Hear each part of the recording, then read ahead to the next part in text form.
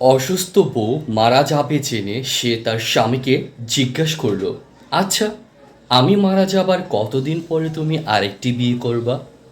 স্বামীও বলে দিল, যতদিন পর্যন্ত তোমার কবর একেবারে শুকিয়ে যাবে না ততদিন পর্যন্ত। কয়েকদিন পর বউ মারা গেল। প্রতিদিন স্বামী তার বউয়ের কবর জিয়ারত করতে যেত, কিন্তু ভেজা মাটি একদিনও শুকায় যাইত না। এতদিনই কেন শুকাইতো না? স্বামীর মনে প্রশ্ন জাগলো।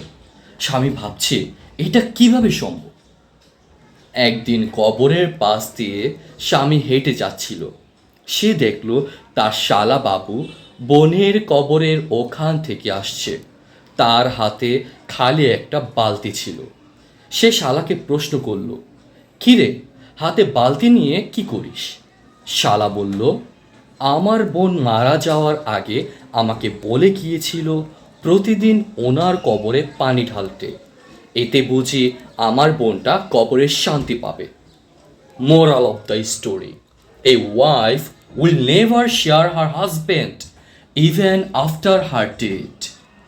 একজন স্ত্রী কখনোই তার স্বামীর ভাগ কাউকে দেয় না, এমনকি তার মৃত্যুর পরেও দেয় না।